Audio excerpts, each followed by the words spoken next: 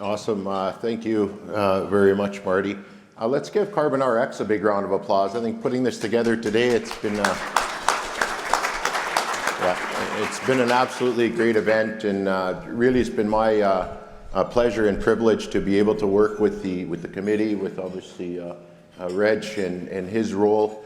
And what a beautiful opportunity this is, to engage in a conversation with some of the leaders in the sector, and it's a real honor for me.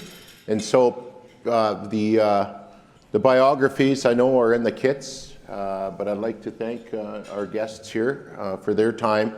And as we know, here in Saskatchewan and across Canada, we are at the beginning of a movement and a transition, continued transition onto clean energy.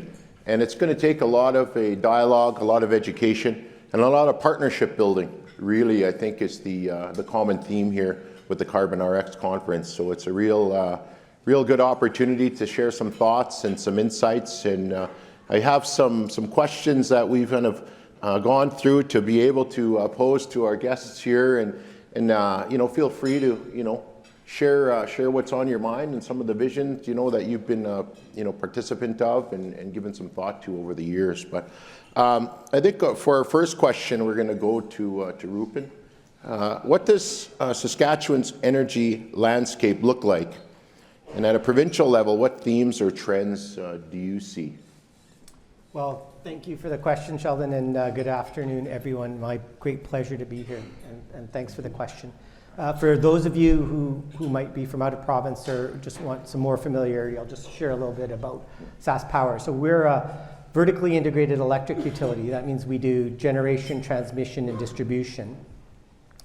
And we have one of the largest per capita grids in North America. So we service an area of about 650,000 square kilometers, Saskatchewan. We have about 160,000 kilometers of transmission and distribution. About 15,000 of that's transmission, the remainder is distribution. Millions and millions of poles. And I can tell you that we're still replacing poles from the 1950s as part of our maintenance and operations. So all of that means that we have 550,000 customers. In terms of the makeup of our electricity generation, it's fairly mixed. Like all utilities in Canada, we built our power where we had resources and advantage. And certainly across southeastern Saskatchewan, you have lignite coal. There's very little overburden. And so we built a significant coal infrastructure in the Estevan area, which is in the southeast of the province, and just about 6 kilometers south of the border, or north of the border, near Cornac in south central Saskatchewan. So right now, about 65% of our mix is thermal fossil fuel. About 40% of that's coal, natural gas, 24% coal, and then we have hydro, wind, and solar in that order in terms of our current power mix. Importantly, although 65% of our current capacity is thermal fossil fuel, 80% of the energy consumed in any given year is thermal fossil fuel. That means we're backstopping the intermittency of renewables, if you're following. So that's kind of the landscape, and maybe if I could take one more minute, Sheldon. You bet. You can cut me off, by the way. No, I did this. We got lots of time. I told Larry I was just at an event in Regina, and I was given 15 minutes, and 2 hours later I was done. So I'm sorry. I'm really, really sorry, Larry. In terms of kind of the trends that we're seeing, the most profound trend, I think, is the energy transition, and it will impact our utilities, impacting utilities North America wide, and certainly electricity generation globally, and it will have profound implications not only for our company SaskPower, but for our province in terms of how we produce power into the the generations ahead. There are tremendous challenges with respect to the energy transition in our utility, given the amount of distance we have to cover in terms of removing GHG from our current grid. So 65% of our capacity, thermal fossil fuel, 80% of the energy consumed, thermal fossil fuel. So there's a tremendous challenge in terms of that distance, but there is also tremendous opportunity. And so maybe I can stop there. That was good. Thank you very much. And just listening and kind of thinking, of course, in my role and our work among our First Nations, and just it's such an important conversation, to have. And the collective conversation, it's what's going to be really important, because as we do look at transitioning, many of our nations are involved in oil and gas, solar, wind power, and now we start to entertain nuclear energy, into the future. And how does that look? How has that been worked on, within our respective nations, I guess largely in the north? All these things need to culminate into a collective and progressive discussion into how we're going to power our future here in Saskatchewan, but in our treaty and traditional territories as First Nations. So really good, and thank you very much, Rupen. I'd like to move on to Heather. And a similar question, at the national level, what energy trends do you see, and how do the small modular reactors fit into that mix? Sure, great question, and also wonderful to be here with everybody today. I thought I'd just take a step back and explain who I work for. It's a company called GE, and in particular GE Vernova, so Ver for green and Nova for new, but it's our energy business. It's a portfolio of energy businesses that span nuclear power, steam power, hydro, gas power. We also do electrification, so think all things grid-related, battery storage, wind, onshore wind, offshore wind, and digital. And that puts us in a really interesting position, almost a technology agnostic position in terms of being a trusted advisor to the SaskPowers of the world, other companies, as they figure out their path forward in terms of reaching their net zero goals. And in reaching those, there's two trends that we see at a national level, and it's electrification, so how do you electrify more, as well as decarbonize sectors that you otherwise can't electrify. The second comment, or the third comment I'll make before I get to SMRs, because it's relevant, is that path to net zero is going to look very different depending on where you are. If you're starting with, you happen to have access to a lot of hydro or solar and wind, that's a very different situation than where SaskPower is starting from, which is very, heavily reliant on coal. And it's important that we figure out how those technologies and all those puzzle pieces coming together such that you're solving for sustainability, but you're doing it in a way that you still have the reliability of the grid, and you're managing the affordability for your ratepayers and taxpayers. That's where SMRs come in. Small modular reactors are a wonderful to provide carbon-free, reliable power, both at a grid scale and for industrial purposes. And I'm happy to share, it was mentioned earlier, Ontario Power Generation, our technology, the first of a kind in the Western world. It's 300 megawatts. SaskPower was a quick follow with announcing that they will install 2. And since then, we've had, there's interests and companies that we're working with in the US. The UK is now very interested. Poland has tech selected us, Estonia. So small modular reactors are definitely going to be part of the energy mix. And we can say that Canada played a first mover role. Thank you very much for that. And, it's so great to have, senior level folks here to be able to speak to these opportunities and even as the conversation moves forward, understanding that the opportunity for the future doesn't come without its challenges, and to be able to learn from one another, to share some of the successes that we've had within our respective organizations, but not be shy to talk to and come to the table with our challenges as well, because it's going to be up to all of us to figure out this transition as we strive, as Heather mentioned, to a net zero future. But I want to move on to ask a question of you, Jonathan. Cameco has many initiatives in First Nations communities. And can you give us an example of an energy initiative that is underway in Saskatchewan or another province? How that's going, or how did it go? And any takeaways or do-overs maybe that you'd think you'd like to have a second run at? You're so true. Challenges and mistakes is what we learn from. We're by no means perfect at Cameco. Just to briefly explain who we are, in Saskatchewan, we're a uranium mining company, so we have operations in northern Saskatchewan. In Ontario, we're a fuel service division entity. Utilities around the world use our nuclear fuel products for emission-free, safe, reliable energy. So we're an international company. We're headquartered right here in Saskatchewan. We're very proud of that. And we are Canada's largest industrial employer of Indigenous people. So something we're also really, really proud of. To give an example of an initiative, and I welcome any conversation when the panel's done, questions to me or learnings from you, we have 17 collaboration agreements tied to communities in Saskatchewan. So what that means is we have 17 First Nations, Indigenous communities that have agreements with us. So those are Cree, Dene, Métis communities where we've sat at the table, we've signed very comprehensive agreements that are win-win. They certainly help the communities, but certainly help us too. We would not be nearly as successful if we didn't have those agreements in place. And we meet with these communities 4 times a year. In fact, this morning I was meeting from leadership with one of those communities in our office. Very succinctly, these are collaboration agreements that no other major resource company in Saskatchewan can say they have. Nobody has more than us. I'll give one short example. In the Athabasca Basin in Saskatchewan, there are 7 communities. Along with Orano as a minority partner, we have agreements with those 7 communities.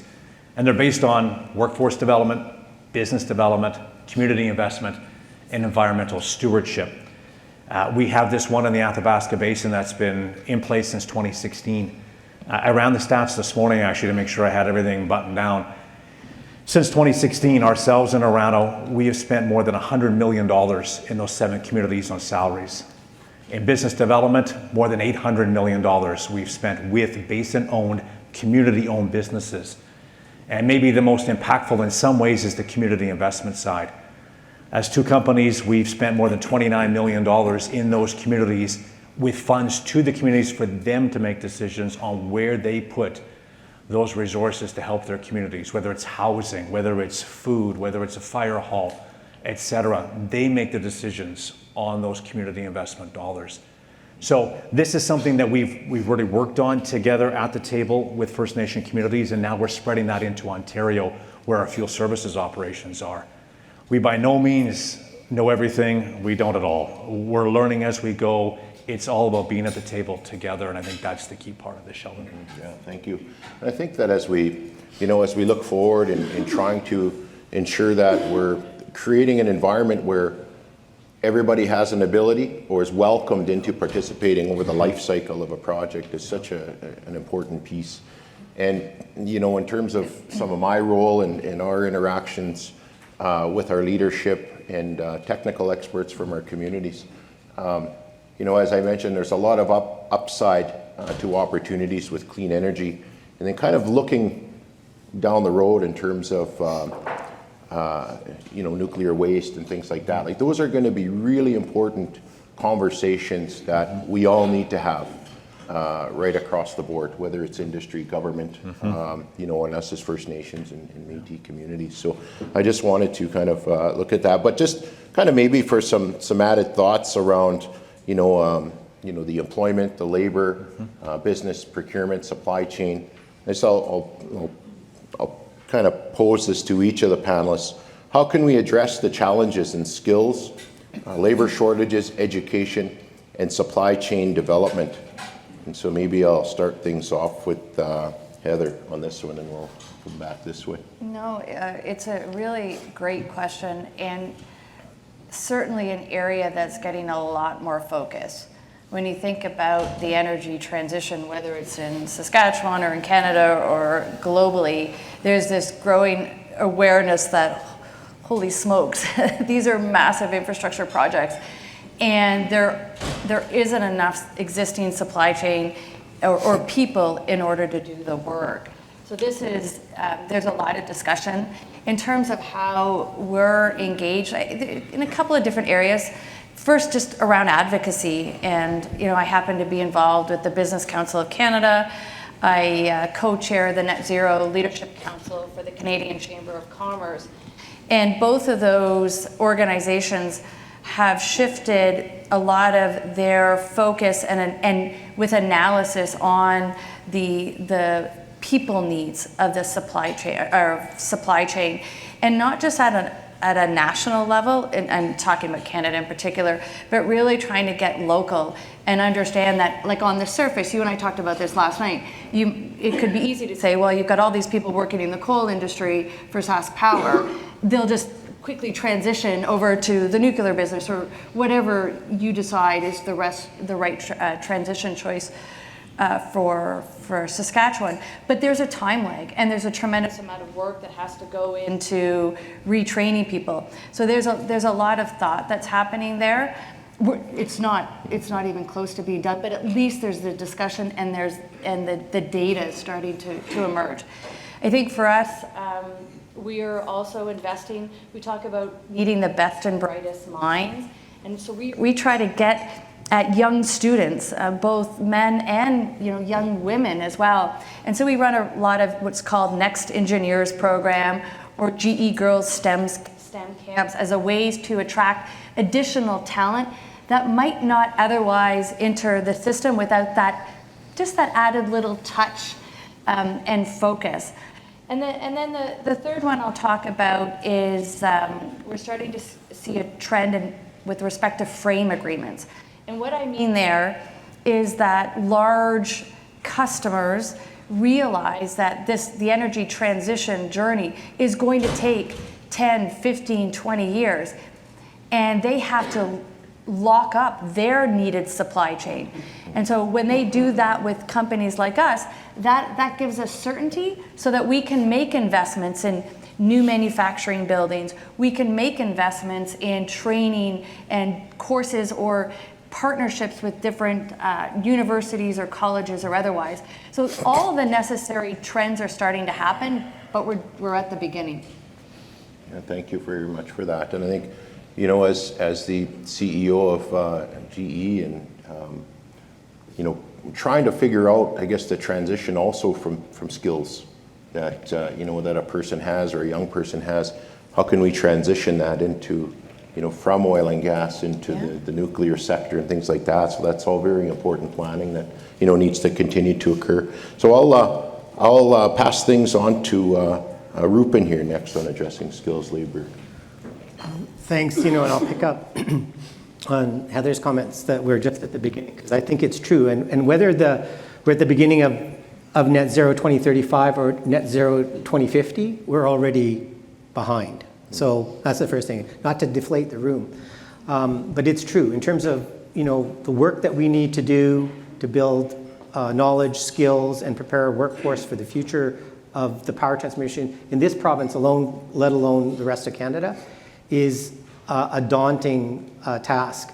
If you're looking at the independent system operator reports out of Ontario, they need another 18 gigawatts or more of power. At least that much will be nuclear in that jurisdiction.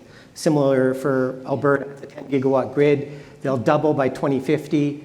And the same will be true of Saskatchewan. We're a 5.4 gigawatt grid, and we'll be at 10 or 11 gigawatts by 2050. So essentially building our entire power systems and rebuilding those power systems, retooling them to be GHG free over the course of 12 or 15, 25 years is a daunting task. So, if you look at what's going on right now in Ontario, just as an example on the nuclear question, Ontario is in the process of doing refurbishment on their existing nuclear fleet. And that has almost fully occupied the supply chain in Canada on the question of nuclear. Those massive refurbishments of those Kennedy reactors is a daunting task. And at the same time, they're building, can you hear me? Should I just speak louder? At the same time, they're building a GE Hitachi's. And so they've been into 4 and they're out down the road in terms of that technology. So we will need to build a supply chain to complement the work that's taking place in Ontario, and at this point earlier, to complement the work of GE Hitachi deployment globally. But certainly we'll need to build an industrial workforce, not only to do the building, but to do the operations and to do all the advanced science and research that stepping into a nuclear program will entail. So what are we doing right now? So we've convened the post-secondary sector through Crown Investments Corporation. And for those of you who don't know, Crown Investments Corporation is the holdco for all the provincial Crown corporations and are really the liaison with all the ministries of the government. So we operate as a business, Crown Investments Corporation's in the middle, and then you have government on the other side. And of course, funding for post-secondary education is a provincial responsibility, and you have, the Ministry of Advanced Education working with the universities and SaskPower and Saskatchewan Indian Institute of Technologies as preeminent post-secondary institutions that can help us on this pathway. Whether it is getting people, ready for nuclear safety in construction or operating nuclear power plants, we need to put a very focused amount of attention on this question. I'm happy to report the post-secondary sector in Saskatchewan's responded. They've already reached out across Canada to other post-secondary institutions doing that type of training and to technical training institutions doing that type of training. I know the universities have reached out to the Colorado School of Mines, which has one of the preeminent nuclear operating programs in the world to talk about curriculum transfer and opportunity. So lots of work has to be done.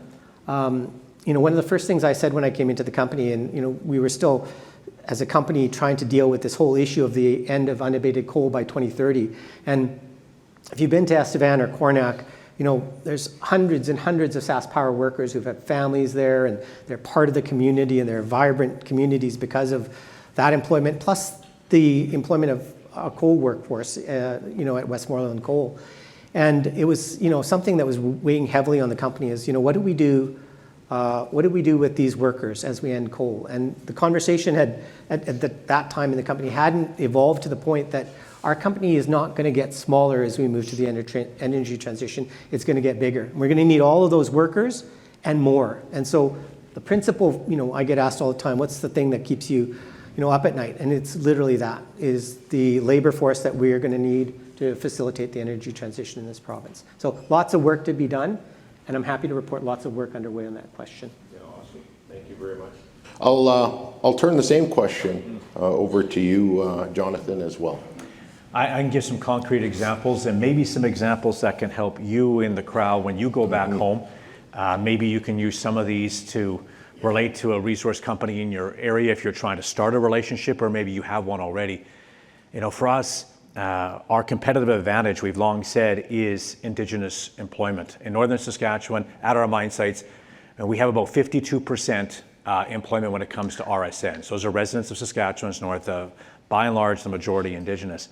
But we have concrete projects inside our company right now to expand that, but also move that into more leadership roles. So, for example, this morning, 8 a.m., meeting with our VP of Mining, VP of HR, and we're diving in every 2 weeks to looking at how are we increasing not only apprenticeship roles, work placement roles, how are we looking at our workforce differently to increase not only the male employment and the female employment equally. Those are our new targets inside Cameco. So for example, this year, we're trying to hire 10 apprentices, all Indigenous, northern Saskatchewan, 50-50 male-female, and coupled with that, partnering them with an education consultant from their region, from their hometown, because we're realizing as things become more digital, all of us on this stage would say that, the jobs are becoming more high-tech and more digital. How do we get everyone through schooling that they're not used to? Whether that's me, whether that's you, whether that's anybody in the crowd, it's different schooling now, it's different challenges. So trying to mix that with an education consultant that can help you from your community. So that's one example. Another one that we've looked at is simply just 3-month Indigenous work placement terms at our sites. Just come and try us out. Come and get used to what is a mine site operation, which is 2 weeks in, 2 weeks out. Here's a $20,000 3-month gig for you to come and see what we're all about. Essentially a tryout with us and our HR department and you as a member of a Dene, Cree, Métis community, what have you. So those are a couple of things we're looking at. But number 3 is leadership. Our pipeline is very much full at the bottom end of entry-level jobs from First Nation communities. We need to do a better job of moving those individuals into leadership roles so the youth in their community can see, hey, I can go to work and I can be a mill supervisor. I can go to work and be the head of HR. I can go to work and be the head of accounting at site.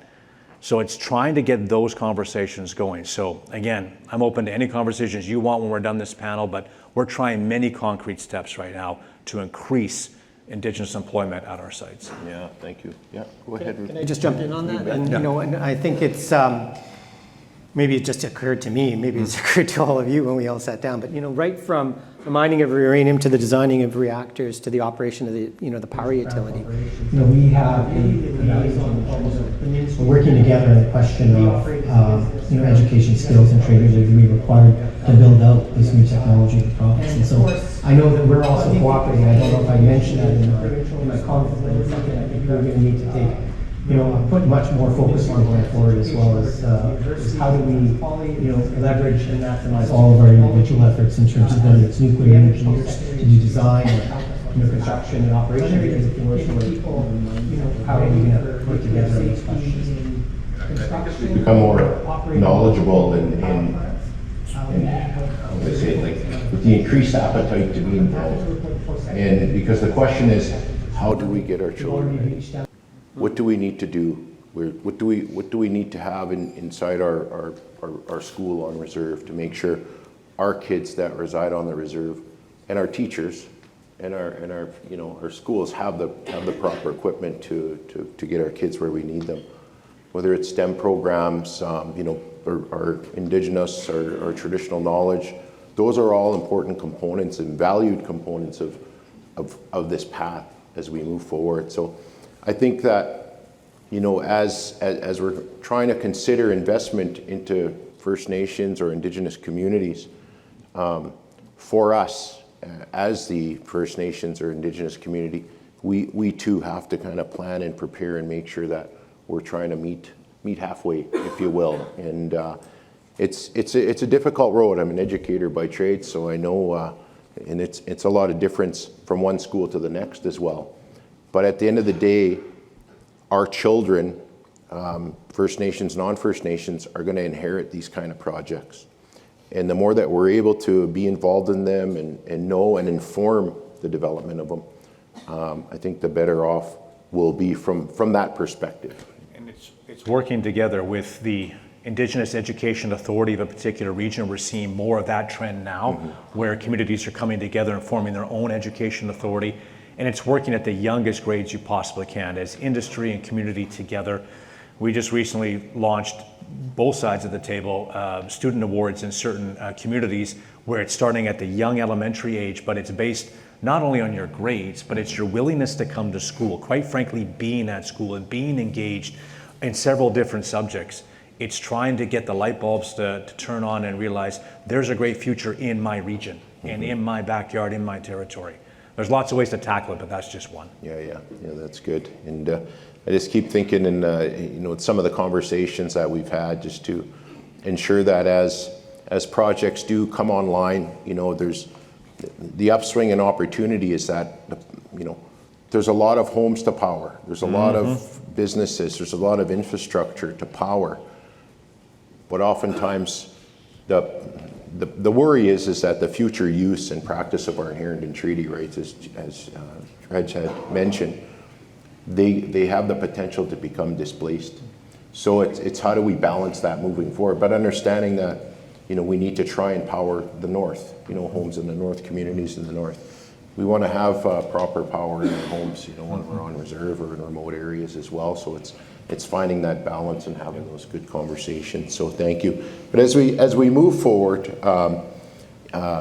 you know, in some of these discussions, a lot of the conversation and focus on, you know, today and some of the things that we're doing more globally is to reduce emissions or reduce carbon.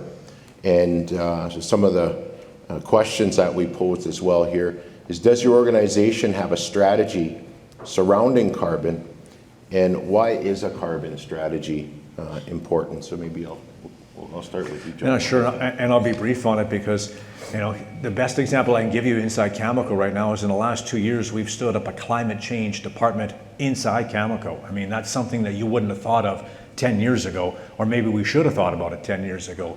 But those are some of the changes we're making inside our company. Obviously, we're a company that's sought out right now because of our nuclear fuel products are you know, helping produce emission-free energy around the world.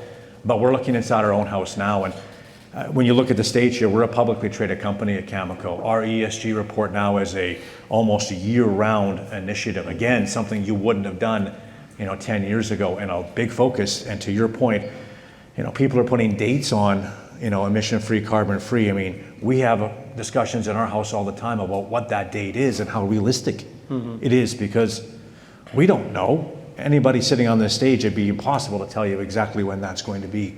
So we have all kinds of learnings to do, but I see the investment our company's making in a climate change department. It is quite something to see the change. And I would just finalize by saying I was at the World Nuclear Association conference 2 weeks ago in the UK, and in front of me was a high-ranking executive from Microsoft who gave a great presentation, and the crux of it was Microsoft has hired a chief nuclear officer. Again, who would have thought of that 7, 8 years ago, right? It's just how the world is changing, and it puts the importance on the spotlight we're talking about. Yeah, thank you very much for that. So I'll pass things on to you, Rupen, again. Does your organization have a strategy, and why is it important, their carbon strategy? So, everything in our strategic plan out to 2035 and 2050 is how does this company contribute to a low carbon economy? And I'll say this publicly to everybody in this room. Every time I have a chance to speak publicly, I say it. SaskPower is fundamentally committed to decarbonizing energy as fast as we can. And I put that on the table because there is a narrative out there that we are slow and we're not going fast enough. And I'll share with you, just exactly what our journey looks like. In 2020, when the Net Zero 2050 targets were put out, our company made a commitment to achieve a 50% reduction in GHG from electricity production by 2030, from 2005 levels. That's moving from 14.2 million tons of carbon a year down to 7.1 million tons of carbon.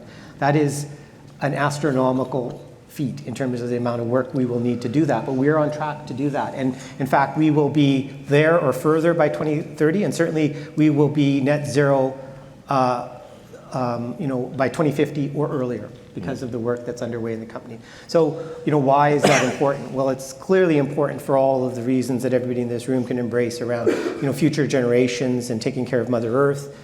But it's also important in terms of dollars and cents. Our largest customer load in the province of Saskatchewan is key and industrial accounts, companies like Cameco and Nutrien and BHP, and I don't want to leave anybody out. I shouldn't have started. Darn it! Yeah. But every one of the major key account companies, and that's 70% of our load, and they are pushing us to decarbonize energy faster than we can. And I mentioned in the opening comments that there's challenges with respect to our pathway. Well, one of the challenges is we had a plan in place to decarbonize, as I said, a minimum of 50% by 2030, full decarbonization by 2050.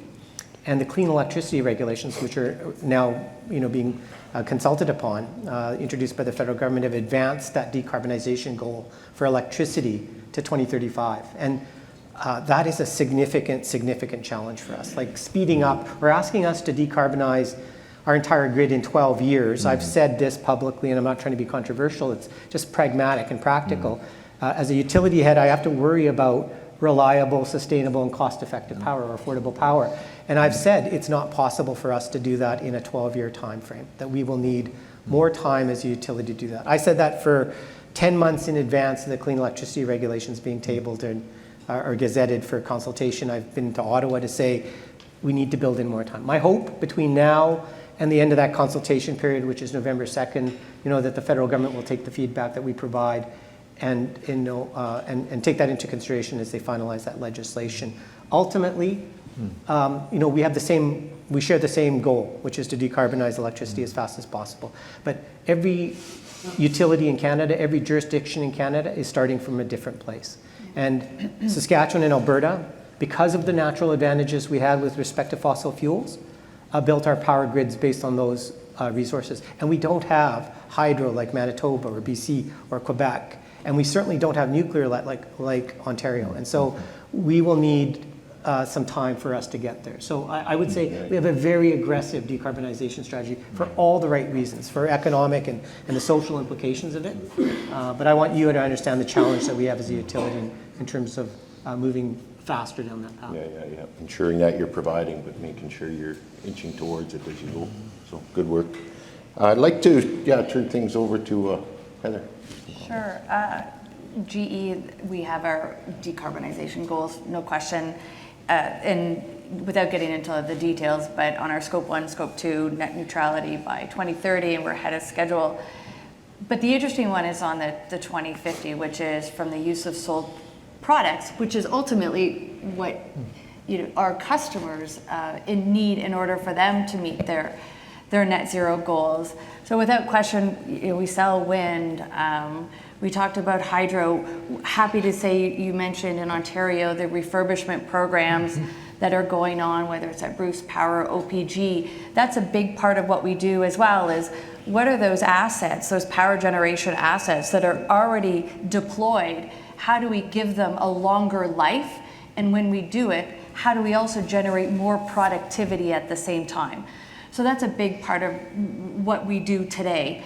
And then the other piece is for those technologies like gas turbines, as an example, that are required to firm a grid in places where you don't have any choices. How do we abate them? And there's two opportunities. That's your fuel source on the front end, and then it's capturing the carbon at the back end. And that's a big part of our research and development right now. We've made a commitment that all of our gas turbines will be capable of 100% hydrogen as a fuel by 2030.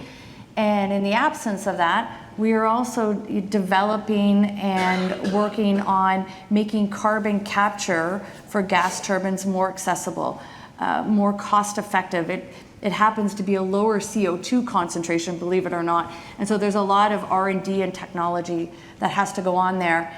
And we're working with another Canadian company called Savante on helping to accelerate that work. And then finally, a really exciting area that I also believe that Canada can play an interesting leadership role in is direct air capture. So once that technology scales to a point, now you're talking about negative carbon emissions. And Canada, we just have such favorable geology to sequester carbon, whether it's in Alberta or Saskatchewan and other places, that offers this opportunity for a new green economy of the future. So that's kind of how we think about it, and it's exciting. Lots to do. Yeah. Lots to do. If there's a fly flying around up here. And it's I'll like, get it. It's listening. stop and get the raid, yeah. So anyway, I was just thinking, of all the things I thought of this morning, waking up, that throw me off today. The last thing I think is a fly. So if you see us kind of going like this, that's what it is. I like everybody on stage. So. Just moving ahead. I know we've touched on it quite a bit and some good examples. When it comes to First Nations or Indigenous inclusion, obviously we heard from Chief Darcy, Reg as well, just around the issue of inherent treaty rights. But I think kind of moving to a more practical conversation around inclusion and what are some of the good things we're doing, and what is maybe some ideas of things that you'd like to share, because there's lots of different conversations going on. As there should be, and lots more to come. Yeah. And I think providing that open door and a policy where we're able to share openly and have those conversations is going to be what's really important, because we want to leave a world where our children, our grandchildren, those yet unborn can flourish. And I know in our hearts we all think 7 generations ahead, which is how we should collectively think. And maybe some insights in terms of how we involve First Nations communities in these important conversations, because the landscape is changing so rapidly. But just making sure that we're not feeling that it's moving too fast to include everybody. Somehow we need to find a way through. So maybe, Rupen, I'll start with you on this one, and then go to Heather and then John. Sure. I'd start by saying that we need to do a lot more, but I am so proud of the work that our company has done. So we're on track right now based on our existing work in our utility, and it really started in 2014. It predates me, but we're on track to procure $1 billion by 2030 in Indigenous owned companies in Saskatchewan. That is amazing feat. And I know we're going to go further. We're $300 million in already this year, and certainly by the end of the decade, we'll be at $1 billion worth of Indigenous procurement into the power company. Beyond that, with respect to integration of renewables, and we didn't really have a chance to talk about this, but part of our pathway forward to decarbonizing is to introduce 3,000 megawatts of wind and solar into the province of Saskatchewan. We're already on track to do that.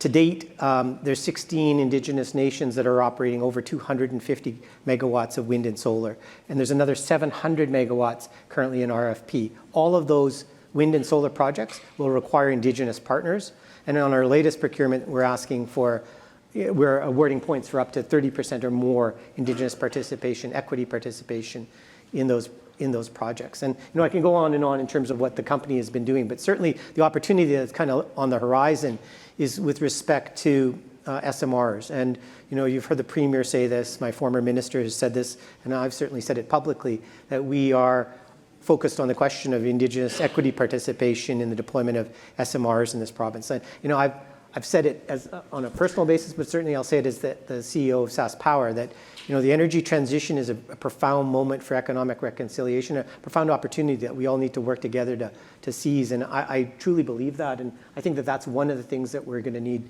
to focus on in the months and years ahead as we get closer to a decision in Saskatchewan on 2029. I can tell you, I've had 25 years experience in the civil service prior to coming into this role in SaskPower, and had opportunity to work in advanced education all over the place. And I can tell you what I've learned about working with Indigenous nations, which is no two Indigenous nations are alike, and you shouldn't expect them to be. And you need to treat each uniquely and with respect. And the other big lesson learned is you need a relationship. Almost everything I did in my early career was transactional. You come up with a contract, you execute a contract, you deliver a program.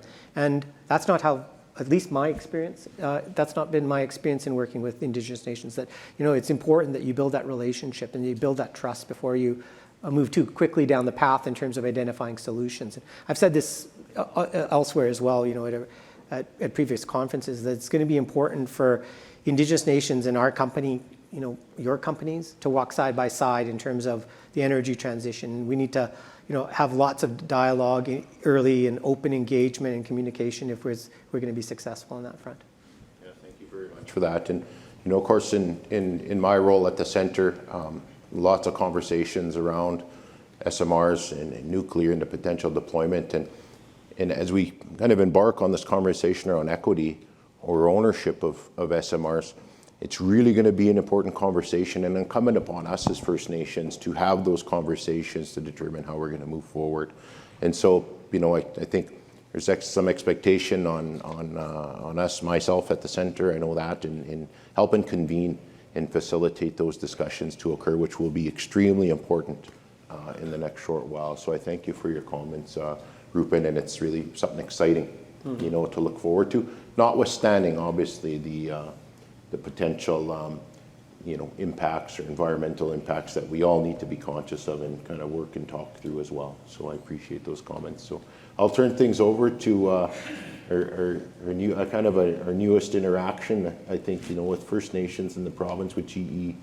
And I know, again, in the deployment of the SMR piece and looking at the technology, maybe what are some of your thoughts around First Nations involvement, inclusion, and interactions, as you see from a GE perspective moving forward? No question. And maybe I'll just, for the purposes, I'll focus more on that. Sure. I just love hearing small modular reactors and nuclear. I've said it so many times. But I'll give you a perfect example of how that we're just at the beginning of this journey. When we started having discussions around the OPG project, we worked with First Nations Power Authority. I'm happy to say that our GE Hitachi team is working on their PAR certification through the Canadian Council of Aboriginal Business. But when we had to hire 100 nuclear engineers, or there were nuclear roles, is probably a better way to say it. And then we're in the process of doing a fast follow. Even though we worked with OCNI and FNPA, we didn't get the uptake from First Nations communities to apply for those jobs. And I think it was a stark reminder that we have a very different role to play in terms of capacity building. And it's not just about putting out an RFP with text and specs, and if you don't make it, well, too bad. That's not the responsibility that we have, and it's really starting from the ground level up and understanding what are those supply chain needs that we're going to need, what are the skills that we're going to need, and starting that work today. So as these programs develop over time, and they are longer term, we are building the relationships that will ultimately lead to the programs, which leads to the capacity building, and so that you can meaningfully contribute to the supply chain. But definitely there's a lot of work to do, and I would say we've made decent strides in terms of awareness training and knowledge building. We are just starting on the capacity building side, and we've got a lot to do. I say that very, honestly, but we're the wheel has started. Similarly with Saskatchewan, the Indigenous Institute of Technology, we're in conversations with them right now as we speak to figure out what should programmatic, investment look like for the potential SMR programs that will follow in Saskatchewan. So we're early steps, but I feel better than I did even 6 months ago, but we're a long way from where we need to be for sure. Yeah, it's good to hear, and I think, from our First Nations and Saskatchewan perspective, I mean, we've always been very conscious, and we thank our grandmothers and grandfathers, in establishing, our governance systems with respect to institutions, SIT, the Center of Excellence, to be able to have landing places for interaction and to be that interface when it comes to government and industry and other partners for us as First Nations. So it's good to hear that you're interacting with SIT, and of course, we'll talk more with respect to the center. But it's really trying to build a system, a governance system, if you will, that's accountable back to our grassroots, to our leadership, to our elders, to our youth. And so you have a number of institutions now that try and work together to support and lift up our nations to be able to voice, to be able to educate, but then also to participate and flourish, I think is really important. So I know that you've done lots of work, as you mentioned, Jonathan, but maybe some further perspectives on First Nations inclusion. I'll be brief because I know we're getting close to time here. We're all at a different spot on the journey, and we're all learning. Every single day we're learning. We make mistakes every day, and we learn from them every day. So a couple of really quick points. Since 2004, Cameco, we've invested $4 billion in procurement with Northern Saskatchewan businesses, the vast majority being Indigenous. So we're at a different place than many companies because we've been in Northern Saskatchewan for so long. But on an inclusion side, here's just two takeaways. We're learning all the time. This year, we made it a priority to increase the knowledge that we're able to gain from the communities, as an example. We're hiring 6 more elders or knowledge keepers this year just to help us understand more, help our workforce understand more. But we're also on the relationship side, which we all set up here is really important. On the relationship side, you need to be equal partners at the table. You need to be able to hear each other at the table, hear the uncomfortable things and hear the good things too. The final example I'll give is, next month we're going to Ottawa on Cameco's dime and Cameco's organization, and taking 5 Northern Saskatchewan Indigenous leaders with us to have meetings with federal ministers and the opposition party, and there are meetings that have nothing to do with Cameco. We're brokering those meetings so those communities can walk in the door, look face to face with federal ministers, and talk about their own issues and their own challenges. That's an example of partnership at us at Cameco, where we have employees that live in these communities. We want these communities to prosper because it comes back the other way too. That's just an example of relationship building and partnerships where it has to be equal on both sides of the table. You have to be able to see each other's points of view, and we know that doesn't matter where you are in Saskatchewan, communities are struggling with housing, struggling with inflation, struggling with a whole bunch of things. And we as a resource company want to help those communities open those doors in Ottawa with decision makers. And that's an example of how your relationship can develop if you take strides to do it. Yeah, I appreciate that. That's good too, because it's always been, I guess a perception that the industry always has the ear of government. Yeah. and lots of times it's difficult for us as First Nations to get that same level of interaction. And it needs to go the other way. Yeah. So ladies and gentlemen, let's give our guests a big round of applause. Good job. Yeah, I really appreciate it. And you know, when we're able to have, you know, CEOs and vice presidents, and we're looking at this, you know, nuclear future, and it's, you know, the supply, the fuel supply, obviously talking about the nations that are impacted or benefiting. You know, the technology, the SMR technology, and some of the plans around that, and the utility. You know, I don't mean that to be impersonal, but I think it's important that, you know, we understand here that all the heads of the value chain, of the life cycle of a project are all here. You know, as we move forward, it's always going to be the question that we'll need to collectively look to answer at some point. But when we're looking at the fuel waste and things like that, like those are still important questions that we need to work through. As Heather mentioned, we're at the beginning of the conversation on a lot of fronts with respect to SMRs. But you have a center, we'll help facilitate that conversation and work alongside you the best that we can, and obviously on behalf of our nations, which we're accountable to. So thank you very much. I appreciate your time, and it's been a real pleasure for me to be able to share some time with you up here. So thanks everybody, and thanks Marty. Thanks, Sheldon. Yeah.